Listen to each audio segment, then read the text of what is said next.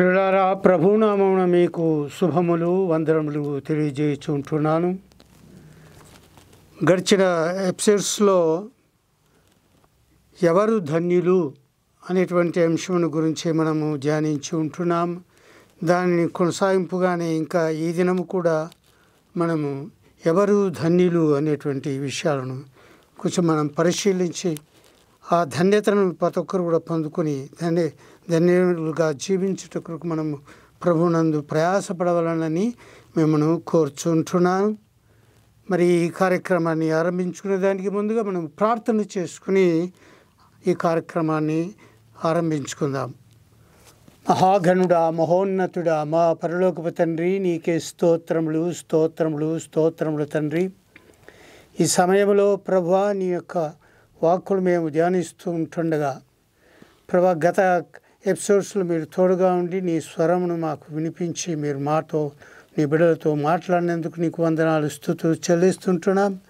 ఈ దినము కూడా ప్రభా, ఎవరు ధన్యులు అనేటువంటి అంశం మీదనే మేము ధ్యానిస్తూ ఉంటుండగా నీవు నాలో ఉండి నా నోటిని బోరగా చేసుకొని నాతోనూ నీ బిడ్డలతో మీరు మాట్లాడి మీరు మహిమ సమస్తం మీ చేతకు పెంచుకొంచు. మీరే ఘనత మహిమ ప్రభావాలు పొందుకొని మా ప్రభువును ప్రియరక్షకుడైన యేసు క్రీస్తు వారి దివ్యమైన నామమునే బ్రతిమాలి వేడుకొంచున్నాను తండ్రి, ఆమేన్.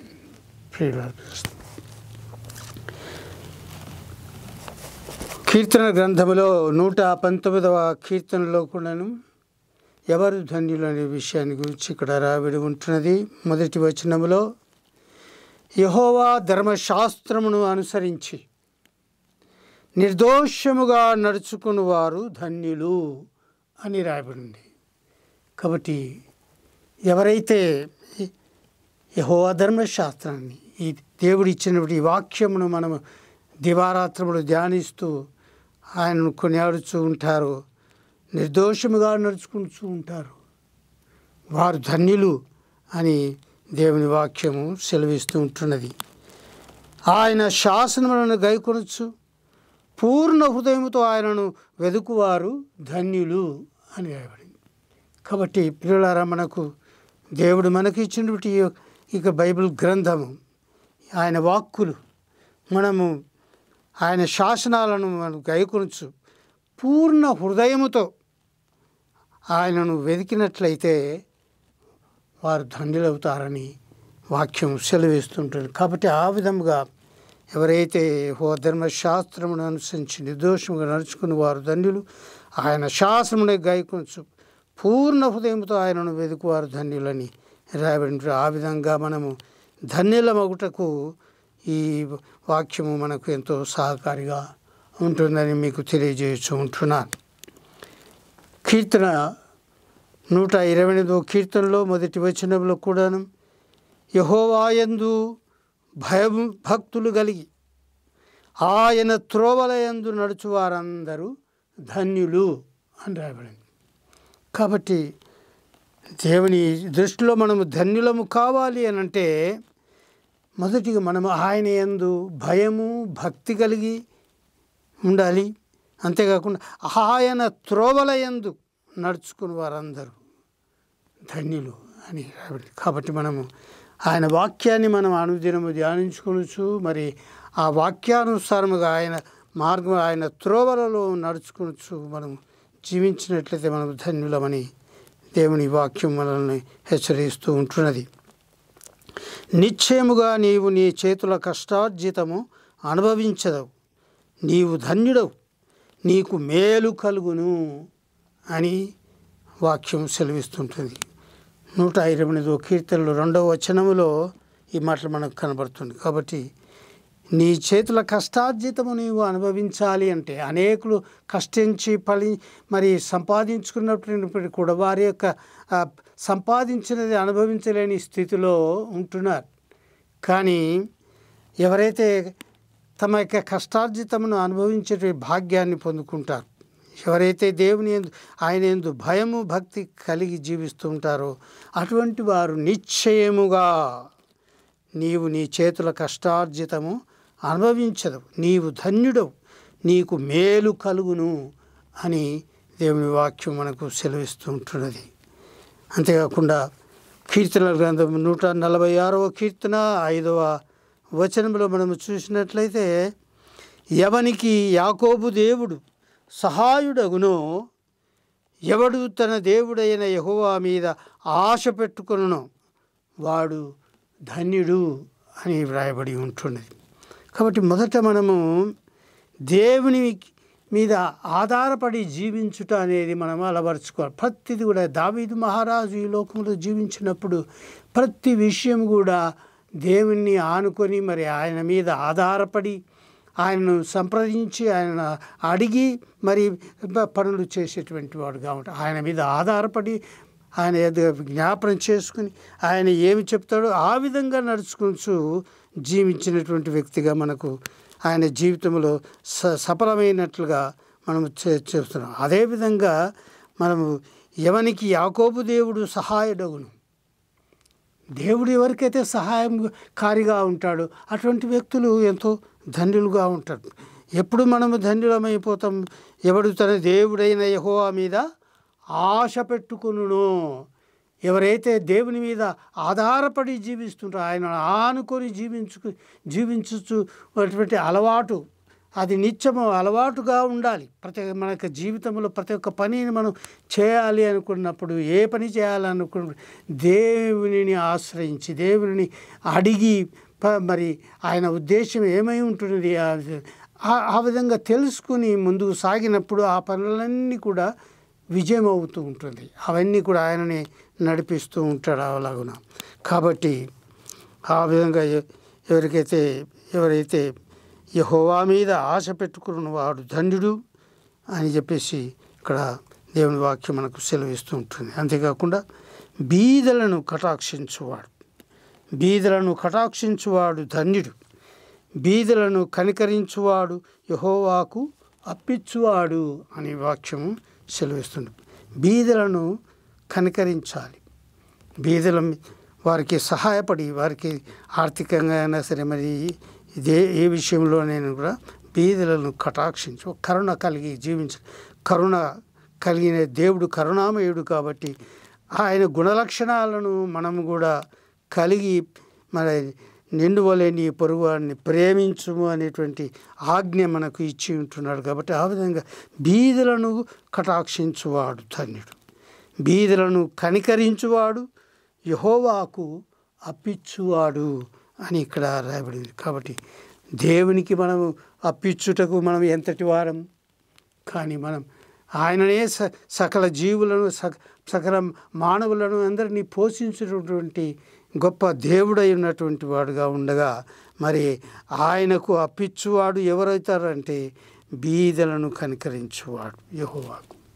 అప్పిచ్చువాడుగా ఉంటున్నాడు. దేవుని యొక్క వాక్యం సెలవిస్తూ ఉంటుంది. సామెతలు 19:17 ఈ మాటలు మనకు కనబడుతూ ఉంటుంది. సామెతల గ్రంథము 28వ అధ్యాయము 4వ వచనములో, నిత్యము భయము కలిగి ప్రవర్తించువాడు ధన్యుడు.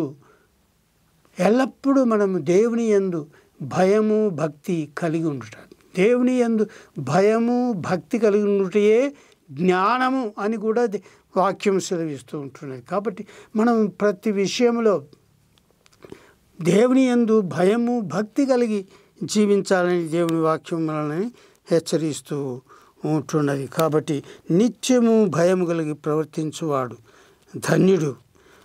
హృదయమును కఠినపరుచుకునేవాడు కీడులో పడును అని. భయము భక్తి లేకుండా వినయము లేకుండా జీవించినట్లయితే, హృదయాన్ని కఠినపరుచుకొని ఇష్టానుసారంగా జీవించినట్లయితే అతడు కీడులో పడిపోతాడు. అతనికి కీడు సంభవిస్తుంది, ఇబ్బందుల్లో కష్టాలలో శ్రమలలో పడిపోతాడు అని దేవుని యొక్క వాక్యము మనల్ని హెచ్చరిస్తూ ఉంటుంది. కనుక మనము ఆయన నిత్యము మనము భయము కలిగి ప్రవర్తించాలి అని దేవుని వాక్యం సెలవిస్తుంది. ఆ విధంగా జీవించువాడు ధన్యుడు అని దేవుని వాక్యం చేత మనము హెచ్చరించబడుతూ ఉంటున్నాం. యెహోవా న్యాయము తీర్చు దేవుడు. యెషయా గ్రంథము 30వ అధ్యాయము మరి 18వ వచనములో ఈ మాటలు కనబడుతూ ఉంటుంది. యెహోవా న్యాయము తీర్చు దేవుడు, ఆయన నిమిత్తము కనిపెట్టుకుని వారందరూ ధన్యులు అని ఇక్కడ రాయబడి ఉంటున్నది. ఎవరైతే దేవుని యొక్క ఆయన న్యాయము తీర్చేటువంటి దేవుడుగా ఉంటున్నాడు, ఆయన న్యాయాధిపతిగా ఉంటున్నాడు, నీతిమంతుడే ఉంటున్నాడు, సర్వము ఆయన న్యాయము తీర్చేటువంటి దేవుడుగా ఉంటున్నాడు. మన ఆఖరి సమయంలో పరలోక రాజ్యంలో ప్రవేశించడానికి ముందుగా తీర్పు జరిగే ఆ తీర్పు కాకుండా ఈ లోకంలో ఉన్నప్పుడే, ఈ భూమి మీద ఉన్నప్పుడే ఆయన మనకు న్యాయము తీర్చు దేవుడుగా ఉంటున్నాడు అనే సంగతి మనం మర్చిపోకూడదు. ఆయన నిమిత్తము కనిపెట్టుకుని వారందరూ ధన్యులు. ఆయన ఇచ్చేటువంటి తీర్పులను గురించి మనం కనిపెట్టచ్చు. ఆయన యందు నిత్యము భయము భక్తి కలిగి ఉండుట అది ఎంతో ధన్యకరమని దేవుని యొక్క వాక్యం చేత మనము హెచ్చరించబడుచు ఉంటున్నాం. మరి యెషయా గ్రంథము 56వ అధ్యాయము 2వ వచనములో ఈ విధముగా వ్రాయబడి ఉంటున్నది, నేను నియమించిన విశ్రాంతి దినములను అపవిత్రపరచకుండా దానిని అనుసరించుచు ఏ కీడును చేయకుండా తన చేతిని బిగబట్టువాడు ధన్యుడు అని రాయబడింది. కాబట్టి దేవుడు ఆది నుంచి కూడా విశ్రాంతి దినమును 6 దినములు కష్టపడి పనిచే 7వ దినమునందు విశ్రాంతి దినమును పరిశుద్ధంగా ఆచరించాలని ఆయన ఆజ్ఞాపించి ఉంటున్నాడు. కాబట్టి విశ్రాంతి దినములను లేక ఇప్పుడు మనము పునరుత్థాన దినమును మనము నూతన నిబంధనలో ఉన్నటువంటి వారందరూ కూడా పునరుత్థాన దినమును ఆచరిస్తూ ఉంటున్నాం. 10 ఆదివారము పరిశుద్ధ దినముగా మనము ఆచరిస్తుంటాం. ఆది కాలంలో దేవుడు వారికి ఆ శనివారమును పరిశుద్ధ దినముగా విశ్రాంతి దినముగా ఆయన ఆజ్ఞాపించి ఉంటున్నాడు. కనుక ఇప్పుడు ఏదైతే ఇప్పుడు పునరుత్థాన దినమును మనకు విశ్రాంతి దినముగాను మరి పరిశుద్ధమైన దినముగాను ప్రభు దినముగాను ఆయన ఏర్పాటు చేసి మనకు అనుగ్రహించి ఉంటున్నాడు. కాబట్టి ఏదైతేనేమి ఆయన నియమించినటువంటి విశ్రాంతి దినమును అపవిత్రపరచకుండా ఆ దినము మన ఇష్టానుసారమైనటువంటి కోరికల చొప్పున ఆ యొక్క పరిశుద్ధ దినమును మనము నిర్లక్ష్యం చేస్తూ ఇష్టానుసారంగా జీవించుచు వ్యర్థముగా ఆ దినమంతా గడిపి దేవుని సన్నిధిలో గడపకుండా మనము ఆ యొక్క పరిశుద్ధ దినమును మరి యొక్క ప్రభు దినమును అపవిత్రపరిచినట్లయితే ఆయన కోపించి మనకు శిక్ష విధించినవాడుగా ఉంటున్నాడు. కాబట్టి అలాంటి పరిస్థితి మనము ఎదుర్కోకుండా మనం ఉండాలంటే మనము ఆయన విశ్రాంతి దినములను అపవిత్రపరచకుండా దాన్ని అనుసరించాలి అని. కాబట్టి ఏ కీడు చేయకుండా తన చేతిని బిగబట్టుకునేవాడు ధన్యుడని కూడా దేవుని యొక్క వాక్యము మనకు తెలియజేస్తూ ఉంటుంది. ప్రభు యొక్క దినమును మనము పరిశుద్ధముగా ఆచరించాలి. ఆయన దినమును ఆ పరిశుద్ధ దినము లేక ప్రభు దినమంతా కూడా దేవుని సన్నిధిలో గడుపుచు దేవుణ్ణి ఆరాధిస్తూ స్తుతిస్తూ గణపరుచుచు ఆయనకు ఇష్టమైన జీవితమును మనం జీవించినటువంటి వారు ధన్యులు అని దేవుని యొక్క వాక్యం సెలవిస్తూ ఉంటుంది. అదేవిధంగా యోబు గ్రంథములో 5వ అధ్యాయము 17వ వచనములు కూడా దేవుడు గద్దించు మనుషుడు ధన్యుడు అని. కాబట్టి మనము దేవుని యందు భయభక్తులకు జీవించకుండా మన ఇష్టానుసారంగా జీవించినప్పుడు మనము దేవునికి విరుద్ధమైన పనులు మనం చేసినప్పుడు ఆయన కోపిస్తాడు. అప్పుడు ఆయన మనల్ని గద్దించి మనల్ని హెచ్చరించి సరిచేస్తూ ఉంటాడు. దేవుని గద్దింపును మనము గుర్తెరిగి ఆయన చెప్పినటువంటి వాక్యం ద్వారా అయినా గద్దించవచ్చు, లేక ఆయన యొక్క భక్తుల ద్వారా మనల్ని హెచ్చరించవచ్చు, గద్దించవచ్చు. ఆ విషయాలను మనము గమనించి కాబట్టి దేవుడు గద్దించు మనుష్యుడు ధన్యుడు అని రాయబడి ఉంటున్నది. అది అంతేకాకుండా ఇది యాకోబు పత్రికలో 1వ అధ్యాయం 12వ వచనంలో శోధన సహించువాడు ధన్యుడు అని రాయబడింది.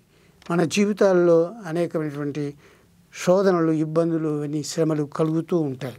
అవన్నీ కూడా ఎదుర్కొని దేవుని యొక్క బలము చేత శక్తి చేత మనము ఆ శోధనలన్నీ అధిగమించి ముందుకు సాగినప్పుడు మనము ఎంతో ధన్యులమని ఆయన యాకోబు గారు తన పత్రికలో రాస్తుంటారు. కాబట్టి శోధన సహించువాడు ధన్యుడు అని ఇక్కడ ప్రకటన గ్రంథము 14వ అధ్యాయము 13వ వచనంలో నుండి ఇక్కడ రాయబడింది, ఇప్పటి నుండి ప్రభువునందు మృతి పొందు మృతులు ధన్యులని వ్రాయమని పరలోకము నుండి ఒక స్వరము చెప్పగా వింటిని అని. ఇక్కడ యేసు ప్రభువారు సర్వమానవాళి యొక్క పాప పరిహారమున కొరకై శిలువలో తన ప్రాణమును పెట్టాడు, తన రక్తమును దారపోసాడు, అనేక శ్రమలు అనుభవించే వీపునంతా దున్నబడి ఉంటున్నది.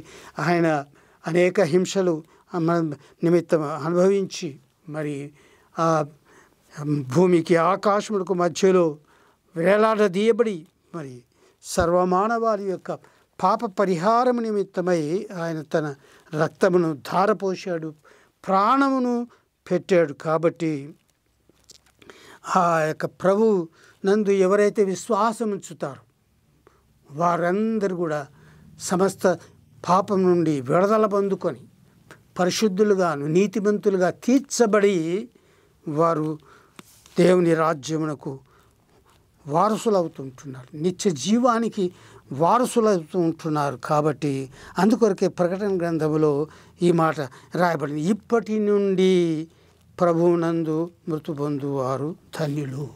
ఇప్పటి నుండి అనగా యేసుక్రీస్తు ప్రభువునందు ఎవరైతే విశ్వాసముంచి తన పాప జీవితమును తమ పాపములను అపరాధములను ఒప్పుకొని పశ్చాత్తాపపడి మారుమనస్సు పొంది ఆయన యొక్క తండ్రి యొక్క కుమారుని యొక్క పరిశుద్ధాత్మ యొక్క నామములోనికి బాప్తిస్మము పొంది మరి ఆయన కొరకు ఈ లోకములో జీవించినట్లయితే అటువంటి వారు ఇప్పటి నుండి మృతి పొందువారు ధన్యులు అని వ్రాయము అని ప్రకటన గ్రంథంలో అక్కడ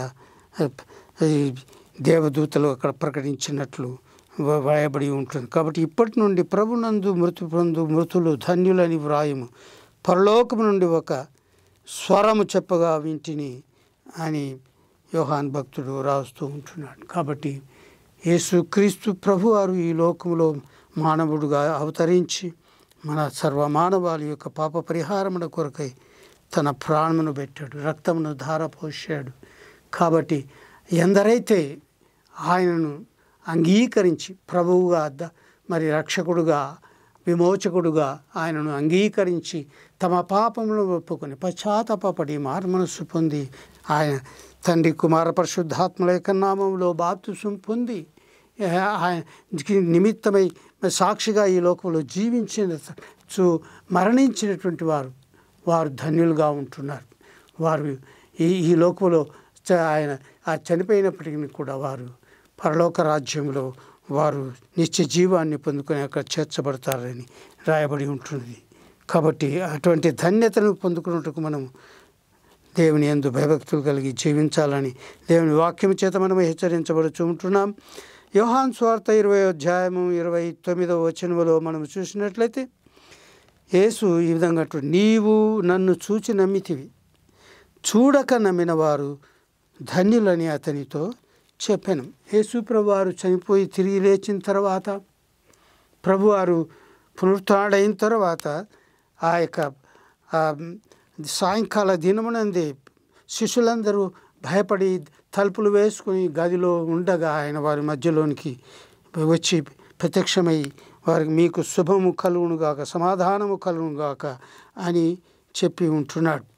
అయితే ఆ దినమునందు అక్కడ తోమా అనేటువంటి ఆ వ్యక్తి శిష్యుడు అక్కడ ఆ దినము లేడు. అయితే మరి ఒక వారం రోజుల తర్వాత మళ్ళీ వారు అందరూ కూడా కూడుకుని ఉన్నప్పుడు అప్పుడు అతని ప్రత్యేకంగా మరి తోమా గురించే ప్రభువారు మళ్ళీ ఆయన ప్రత్యక్షమై ఆయన చేతులు గాయాలను మరి పక్కలో ఒకటి గాయములను ఇవన్నీ చూపెడుతూ అప్పుడు చూపెడుతూ తోమా ఇటు రమ్ము, నీవు నన్ను చూస్తే కానీ నా గాయాలలో ఏలు పెట్టి చూస్తేనే కానీ నేను నమ్మను అని నీవు చెబితివి కదా, ఇప్పుడు చూడుము నా అరచేతుల్లో నా గాయాలు నా ప్రక్కలో ఉన్నటువంటి గాయములు చూడుము, చూసి నీ ఇప్పటికైనా నీ యొక్క అనుమానమును తీర్చుకును, నీవు అనుమానముతో ఉండవద్దు అని చెప్పేసి ప్రభువారు అక్కడ తోమాను పిలిపి చూసినప్పుడు ఆ తోమా అప్పుడు నా దేవా నా ప్రభువా అని అంటున్నాడు. ఆయన గాయాలు ఆయన తీసి నిజముగా ప్రభు ఆయన పునరుత్థానుడై ఉంటున్నాడని అప్పుడు చూస్తుంటాడు. అందుకని ప్రభు అంటున్నాడు, తోమా నీవు ఇప్పుడైతే నువ్వు చూసి నన్ను నమ్ముతూ ఉంటున్నావు. చూడక నమ్మిన వారు ఎంతో ధన్యులు. విని దేవుని లేఖనాలను బట్టి ఆయన లేఖనముల ప్రకారం చనిపోయాడు. లేఖనముల ప్రకారమే 3వ దినమునందు ఆయన మృత్యుంజయుడై లేచి ఉంటాడు. లేఖనములను నమ్మి విశ్వసించి ఆ విధంగా విశ్వసించినటువంటి వారు ఎంతో ధన్యులు. కానీ ఇప్పుడు నీవు నా గాయాలను చూసి ఈ విధంగా ఇప్పుడు నమ్ముతూ ఉంటున్నావా అని చెప్పేసి అతన్ని చెప్పినట్లుగా మనకు తెలుస్తూ ఉంటుంది. కాబట్టి చూసి నమ్మిన వారి కంటే చూడక నమ్మిన వారు ధన్యులు అని ప్రభు అక్కడ సెలవిస్తూ ఉంటున్నాడు. కీర్తన 94వ కీర్తనలో 12వ వచనము ఈ విధంగా వ్రాయబడి ఉంటుంది, యెహోవా నీవు శిక్షించువాడు ధన్యుడు, నీ ధర్మశాస్త్రమును బట్టి నీవు బోధించువాడు ధన్యుడు అని ఇక్కడ రాయబడి ఉంటుంది. యెహోవా నీవు శిక్షించువాడు ధన్యుడు. యెహోవా చేత ఎవరైతే శిక్షించబడతారో వారు ధన్యులై ఉంటున్నారు. వారు అక్కడనే అతడు సరిచేయబడి మరి ఆయన జీవితం శిక్షించబడి ఆ తప్పితములను ఒప్పుకొనబడి మరి నిర్దోషిగా తీర్చబడి ఉండుట అది ధన్యకరం. ఈ లోకంలో ఉండగానే ఆ విధంగా దేవుని చేత శిక్షను పొందుకుని మరి దేవుని చేత నిర్దోషి అని ఎంచబడి ఆ విధంగా జీవించినటువంటి ఆ వ్యక్తులు ఎంతో ధన్యులుగా ఉంటున్నారని ఇక్కడ వ్రాయబడి ఉంటున్నది. కాబట్టి యెహోవా నీవు శిక్షించువాడు ధన్యుడు, నీ ధర్మశాస్త్రమును బట్టి నీవు బోధించువాడు ధన్యుడు. యెహోవా వాక్యమును అందుకొరకే యెహోవా వాక్యమును దివారాత్రములు ధ్యానించువారు ధన్యులు. వారు నీటి కాలువలో ఎవరైనా నాటబడేటువంటి వారై ఆకు వాడక తమ ఫలమందు ఫలమిచ్చువ చెట్టు వలె ఉందురని కీర్తన 1వ కీర్తనలో రాయబడి ఉంటున్నది. కాబట్టి ప్రియులారా, మనం యెహోవా యొక్క శిక్షను మనం పొందుకున్నట్టు ఆయన చేత నిర్దోషించబడినటువంటి వాళ్ళు ఎంతో ధన్యులుగా ఉంటున్నారు. ఆయన ధర్మశాస్త్రమును బట్టి ఆయన నీవు బోధించువాడు ధన్యుడు అని ఇక్కడ రాబడి. కాబట్టి ఆయన చేత బోధింపబడటం అంటే ఆయన వాక్యమును ఎవరైతే దివారాత్రములు ధ్యానించుచు ఆ మాటల ప్రకారం జీవించినటువంటి వాళ్ళు ఎంతో ధన్యులుగా ఉంటున్నారు. కాబట్టి అందుకు యెహోవా ధర్మశాస్త్రమునందు ఆనందించుచు దివారాత్రము ధ్యానించువాడు ధన్యుడని దేవుని వాక్యము సెలవిస్తూ ఉంటున్నది. కాబట్టి కీర్తన 106 ఈ 3వ వచనములు మనం చూసినట్లయితే న్యాయమును అనుసరించువారు ఎల్ల వేళల నీతిని అనుసరించి నడుచుకునేవారు ధన్యులు అని ఇక్కడ రాయబడి ఉంటుంది. కాబట్టి ఎవరైతే న్యాయమును తప్పకుండా నీతిగా నిజాయితీగా జీవించుచు ఎల్లవేళల నీతిని అనుసరించి జీవించుచు నడుచుకునేవారు ధన్యులు. దేవుడు అదే ఆయన కోరుతున్నాడు. పరిశుద్ధుడు దేవుడు, నేను పరిశుద్ధుని కనుక మీరును పరిశుద్ధులై ఉండి, నేను నీతిమంతుడని కనుక మీరు నీతిమంతులుగా ఉండాలి అని ఆయన కోరుకుంటున్నాడు ఆయన. కాబట్టి న్యాయముగా ఆయన న్యాయవంతుడే ఉంటున్నాడు. కాబట్టి మనం న్యాయముగా నడుచుకున్నటువంటి వారంగా ఉండాలని ఆయన మనల్ని హెచ్చరిస్తూ ఉంటున్నాడు. కాబట్టి మనం ఆయన చూచి ఆయన వాక్యమును బట్టి మనము న్యాయముగా అనుసరించి నడుచువారు ఎల్లవేళలా నీతిని అనుసరించి నడుచుకునేవారు ధన్యులు అని దేవుని వాక్యం చేత మనం హెచ్చరించబడుతుంటున్నాం.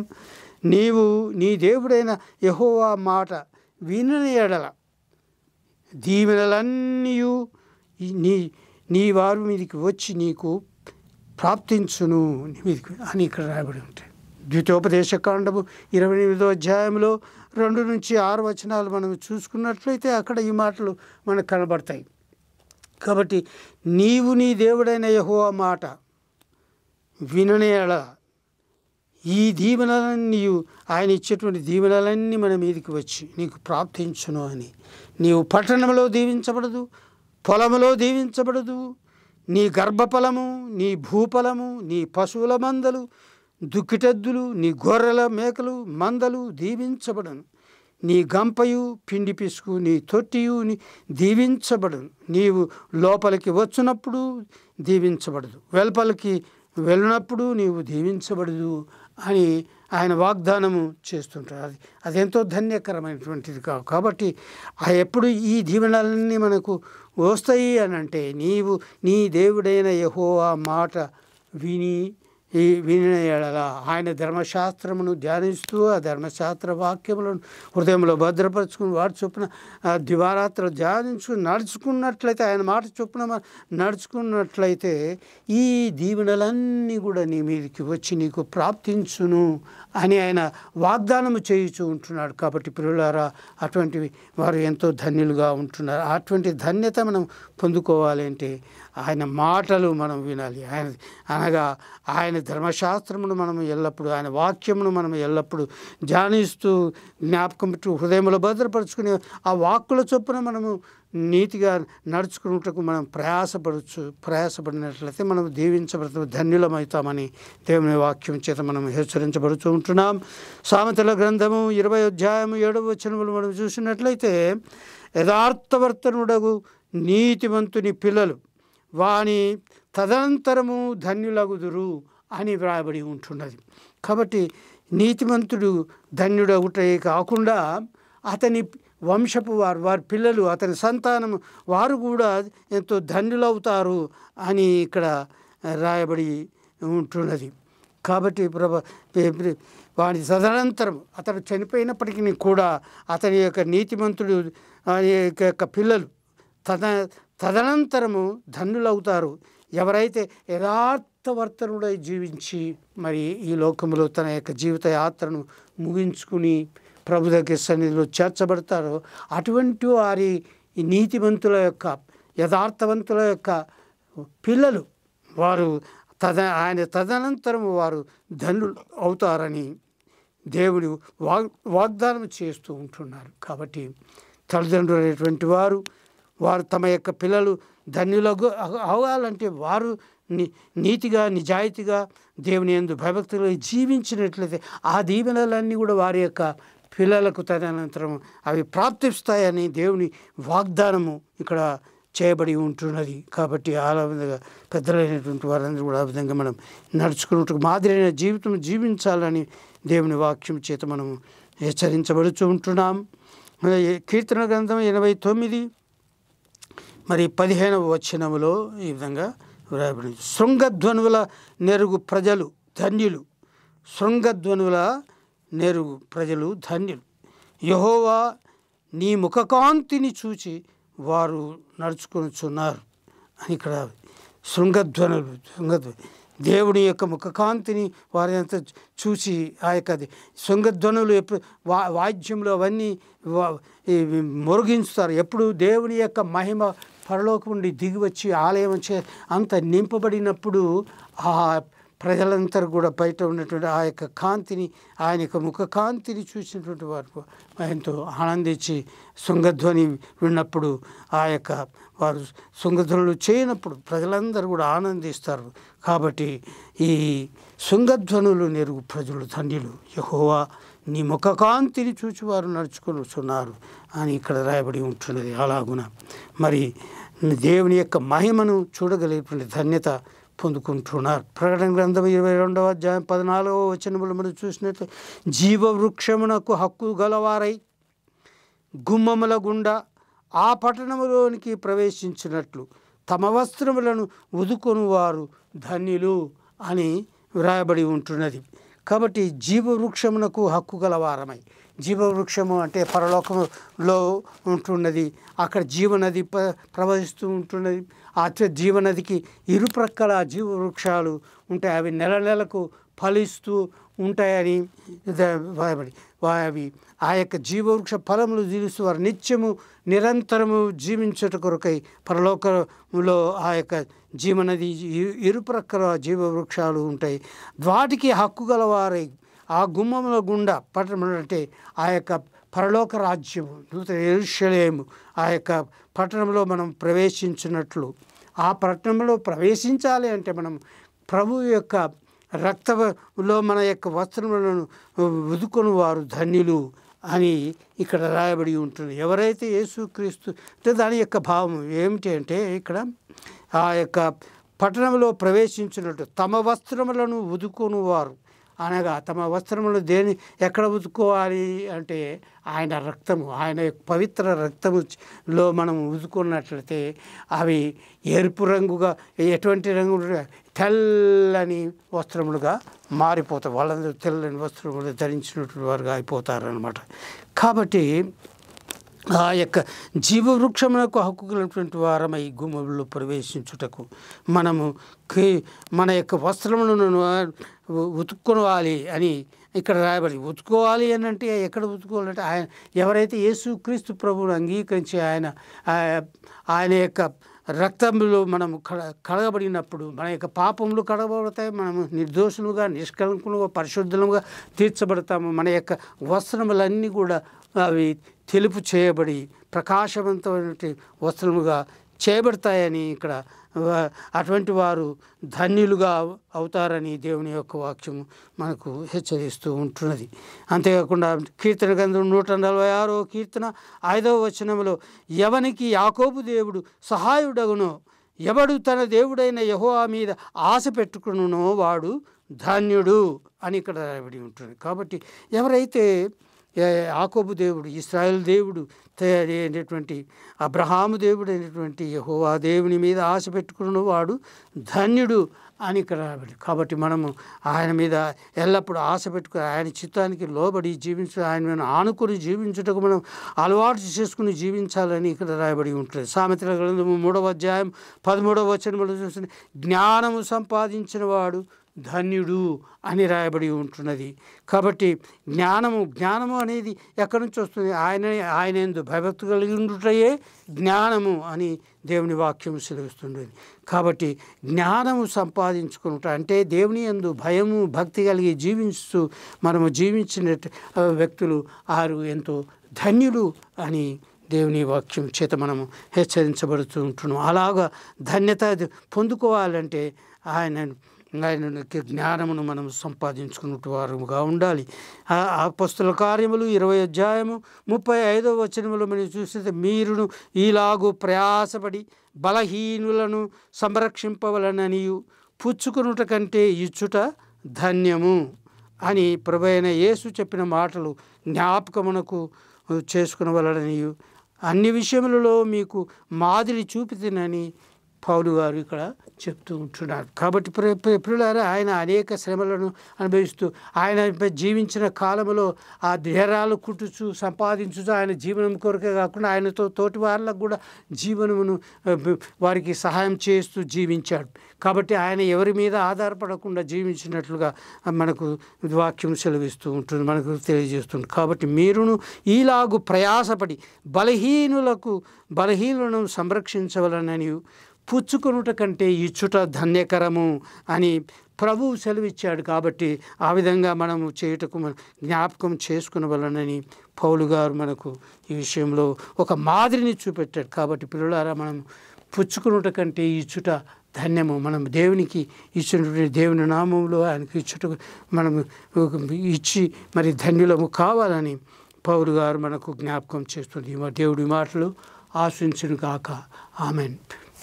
ప్రార్థన చేసుకుని ప్రియుల పరిశుద్ధుడా గొప్ప దేవ మహిమాన్వితుడా, ఇంతవరకు మీరు నాలో ఉండి నా నోటి ద్వారా మీరు నాతోనూ నీ బిడ్డలతోనూ మాట్లాడే వాక్కుల కొరకై మీకు వందనములు ఇస్తూ ఈ ధన్యత వాక్యములన్నీ కూడా ప్రభా హృదయంలో భద్రపరుచుకుని వాడు చొప్పున నడుచుకుని ధన్యులై నీ యొక్క నిత్యరాజ్యమునకు వారసులైనటువంటి భాగ్యాన్ని అనుగ్రహించి మీరు మహిమ సమస్తము నీ చేత పంచుకుని మీరు ఘనత మహిమ ప్రభావమును పొందుకోమని మా ప్రభువును ప్రియరక్షకుడైన యేసు క్రీస్తు వారి దివ్యమైన నామమునే బ్రతిమాలి వేడుకొంచున్నాను తండ్రి. Amen amen amen. శుభములు కలుగుగాక.